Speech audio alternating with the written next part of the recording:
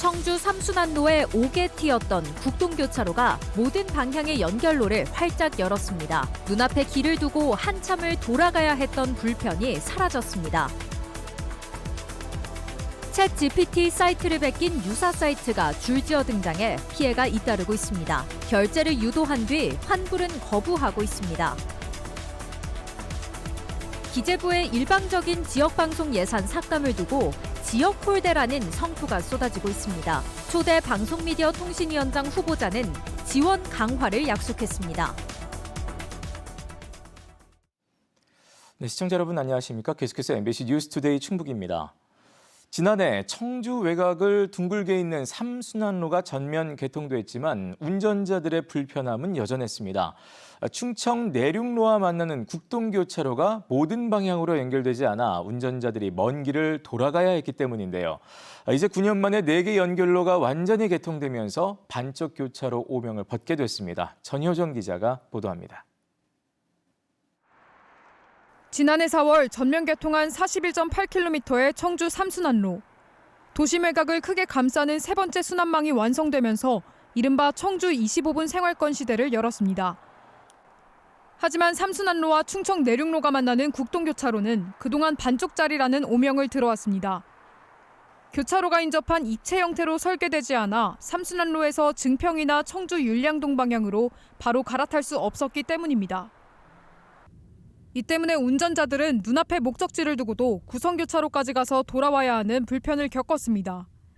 길이 뚫히지 않아서 구성리 방향에서 거기서 유턴을 해가지고 들어오는 길하고 옛날 구길로 다녔습니다, 차들이. 근데 지금 개통이 되는 바람에 이제 편안하게 바로 직진해서 들어오니까.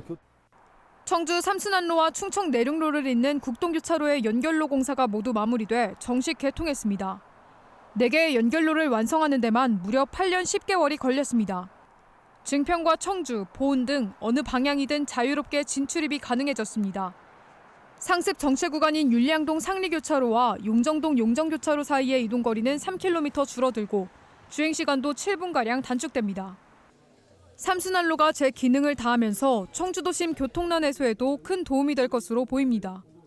연결로가 개통됨으로 인해서 작년에 완전 개통한 제3순환로의 기능과 역할이 크게 높아지고 25분 생활권대를 더 앞당기는.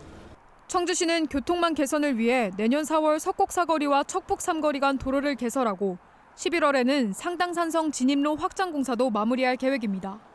MBC 뉴스 전유정입니다. 한국교통대와의 통합 무산 위기에 사퇴 의사를 밝혔던 고창섭 충북대 총장이 통합은 반드시 재추진돼야 한다고 호소하고 나섰습니다. 고 총장은 어제 구성원들에게 보낸 서한문에서 이번 반대 투표 결과는 통합 자체를 거부한 것이 아니라 협상 과정에 대한 실망감이 표출된 것으로 본다고 밝혔습니다. 아울러 현 시점에서 가장 시급한 과제는 글로컬 대학 선정 취소라는 최악의 상황을 막는 것이라며 통합 재추진 의지를 내비쳤습니다. 또 고창섭 총장은 자신의 사퇴 시기와 절차는 구성원들의 합의에 맡기겠다고 제안해 사실상 사퇴 수습 이후로 거취를 미뤘습니다. 한편 이에 대해 충북대학교 교수회는 고창섭 총장을 향해 조건 없이 즉각 사퇴하라고 촉구했습니다. 교수회는 어제 성명을 내고 고 총장이 보낸 서한문에 깊은 유감을 표하며 지금 필요한 것은 조건부 사직이나 재협상 선언이 아니라고 밝혔습니다. 교수회는 또 대학 구성원의 뜻이 모인다면 글로컬 대학 사업은 계속 추진할 수 있다면서도 현재의 혼란과 위기를 자초한 고창섭 총장이 그 추진 주체가 되어서는 결코 안 된다고 강조했습니다. 요즘 업무나 화제에 챗 GPT 같은 생성형 AI 쓰시는 분들 많으시죠? 그런데 포털에서 이를 검색해서 들어갔다가 엉뚱한 유사 사이트에 돈만 날리는 피해가 늘고 있습니다. 로고부터 화면 구성까지 공식 사이트와 비슷해서 속기가 굉장히 쉬운데요. 뒤늦게 알아채도 환불이 되지 않는 경우가 많습니다. 허지희 기자가 보도합니다. 포털 사이트에 생성형 AI인 챗 GPT를 검색해봤습니다. 공식 사이트 아래 비슷한 이름과 화면 구성을 한 사이트가 여러 개 노출됩니다. 직접 들어가 보니 챗 GPT 개발사 로고와 초기 화면도 흡사한 유사 사이트입니다. 한 50대 남성은 이런 식으로 검색해 들어간 사이트에서 1년치 구독료를 결제했습니다. 몇 차례 질문과 답변을 주고받은 뒤 유료 결제를 했지만 이후 답변 속도가 눈에 띄게 느려지거나 엉뚱한 내용이 이어졌습니다. 그제야 공식 챗 GPT가 아님을 알게 됐습니다.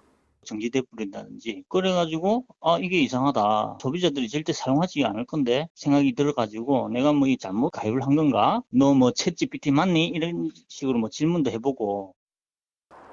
이처럼 유사 사이트에 속아 가입하거나 구독료를 환불받지 못했다는 피해는 지난해부터 국내에 접수된 것만 37건.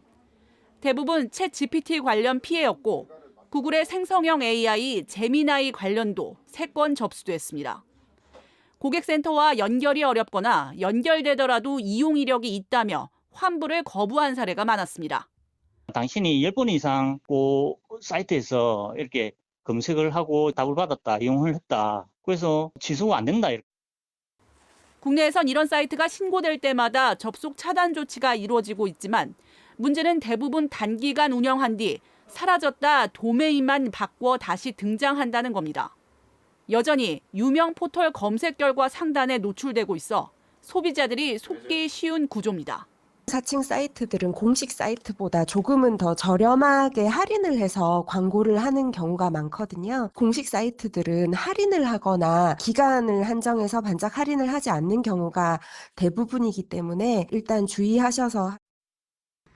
일부 유사 사이트는 악성 코드 감염이나 피싱 피해로 이어질 가능성이 있어 주의가 필요합니다. MBC 뉴스 허지입니다. 이 대통령 공약인 지역방송 지원 예산을 기획재정부가 삭감한 것을 두고 이 삭감 철회를 요구하는 목소리가 계속되고 있습니다. 초대 방송미디어통신위원장 후보자 인사청문회에서도 이에 대한 성토가 쏟아졌는데요. 김종철 후보자는 지원 강화를 약속했습니다. 지역 MBC 공동취재단 김은초 기자입니다. 김종철 초대 방송미디어통신위원장 후보자 인사청문회. 기재부의 일방적인 지역방송 예산 삭감에 대한 성토가 이어졌습니다. 지역 중소방송 예산으로 돌리라고 우리 과방에서 의결을 했어요. 근데 기재부에서 5억만 반영을 하고 152억은 반영을 안 했어요. 방송통신발전기금이 당초 조성 목적에 맞지 않게 쓰이는 점도 바로잡아야 한다고 지적했습니다. 아리랑 국제방송에는 매년 250억을 준 거예요. 국악방송에는 37억을 주고 지역방송에는 1.5억을 주고 이런 예산 편성이 어디 있습니까? 김 후보자는 지역방송 지원은 공적 책무라며 취임 후 우선적으로 챙기겠다고 답했습니다.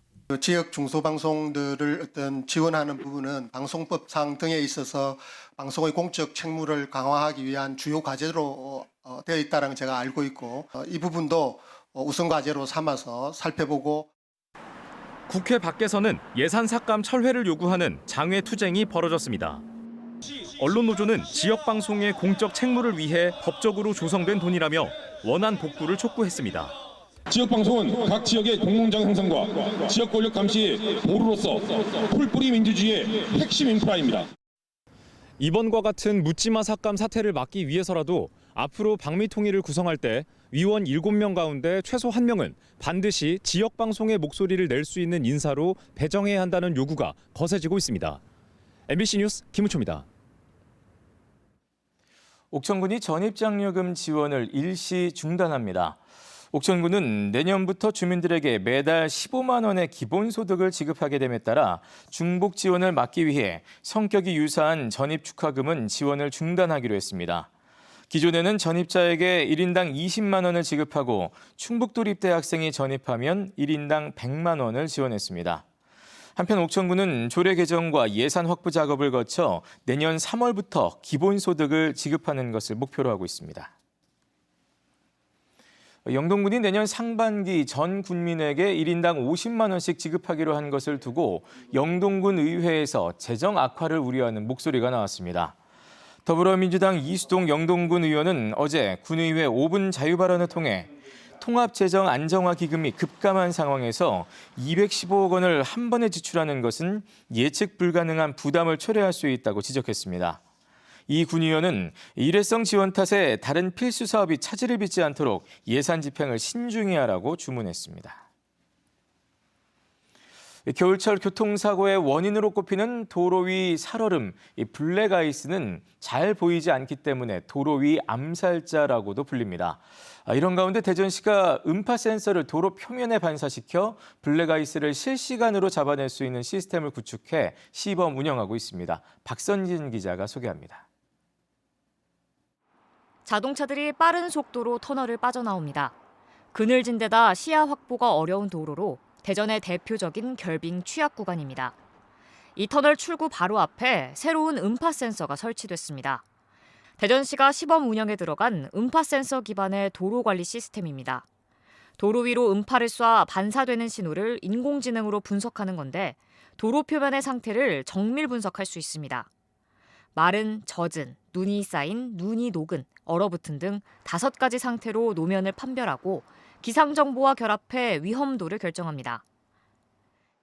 노면 상태를 기반으로 노면의 미끌림도를 재산정하고 있고요. 그 미끌림도를 기반으로 도로의 상태에 대해서 안전, 주의, 그리고 위험, 경고 4가지로 실시간 도로 상태를 파악할 수 있어 즉각적인 제설 작업 등 신속한 대응이 가능합니다. 특히 투명한 블랙아이스처럼 CCTV 등 기존 영상 장비로는 식별이 어려웠던 위험 요소까지 감지할 수 있는 데다 안개나 눈, 비 등 날씨 영향도 받지 않습니다. 도로 전광판과 염수 분사 장치 등 기존 시설물과 연동해 효율성을 높이는 방안도 대전시가 검토하고 있습니다. 염수 분당 장치랑 같이 연동을 해서 만약에 가동이 된다고 하면은 효과가 더 좋을 거라고 저희가 판단을 되고 있습니다.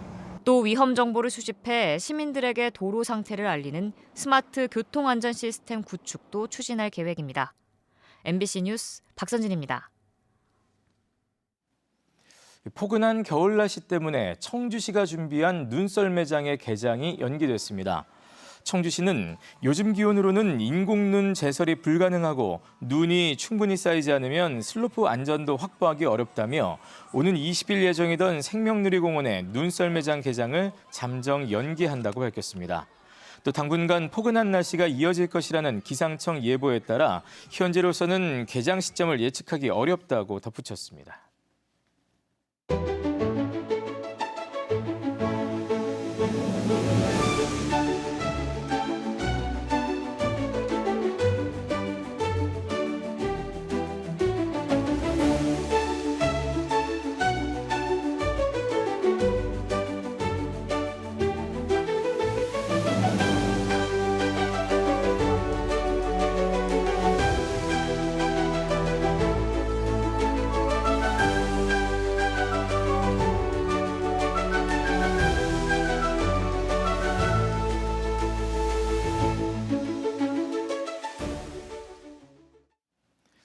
청주지방법원은 방송국 직원을 사칭해 지인들에게 거액을 가로챈 혐의로 구속 기소된 30대 여성에게 징역 4년을 선고했습니다. 이 여성은 지난 2023년부터 2년 동안 자신을 방송국 음악 프로그램 감독이라고 속인 뒤 협찬 물품을 싸게 사서 되팔면 수익을 낼 수 있다고 속여 16명에게 17억 원을 가로챈 혐의로 재판에 넘겨졌습니다. 조사 결과 피고인은 방송국에 근무한 경력이 전혀 없었으며 가로챈 돈은 빚을 갚거나 생활비로 탕진한 것으로 드러났습니다. 국유지 무단 점유 논란으로 퇴출 위기에 놓인 충주 화록동굴의 양성화를 위해 관계기관들이 처음으로 공식 협의에 나섰습니다. 충주시는 어제 시의회와 산림청 그리고 화록동굴 운영사 등과 함께 공식 회의를 열고 화록동굴의 제도권 편입을 위한 행정적 지원 방안을 논의했습니다. 연간 47만 명이 찾는 화록동굴은 법원의 집행정지 인용으로 당장 문을 닫는 상황은 피했지만 행정 대집행을 둘러싼 본안 소송 결과가 남아 있습니다. 증평의 스타트업 창업 공간이 될 공공임대형 지식산업센터가 착공됐습니다. 오는 2028년까지 276억 원이 투입될 증평 공공임대형 지식산업센터는 연면적 8,700제곱미터, 지상 4층 규모로 기업이 입주할 37개실과 커뮤니티 라운지, 또 대강당과 회의실 등을 갖추게 됩니다. 증평구는 이 센터에서 에듀테크를 비롯한 차세대 기술 기반 스타트업을 직접 육성하는 것을 우선 목표로 하고 있습니다. 제천시가 산림청의 정원도시 조성 공모 사업에 선정돼 내년부터 5년 동안 180억 원 규모의 사업을 추진합니다. 제천시는 내년부터 공동체 정원과 주제 정원 등 중소규모 정원을 조성하고 기존 정원 시설을 연결할 계획입니다. 앞서 제천시는 지난해 관련 조례를 제정하고 올해 전담 조직을 신설하는 등 사업 추진을 준비해 왔습니다. 보훈군이 600일 넘게 산불 미발생 기록을 이어가고 있습니다. 보훈군은 지난해 3월 23일부터 현재까지 633일 동안 산불이 한 건도 없는 산불 제로 상태를 지켜 충북도 내 최장 기록을 경신하고 있다고 밝혔습니다. 네, 뉴스를 마칩니다. 고맙습니다.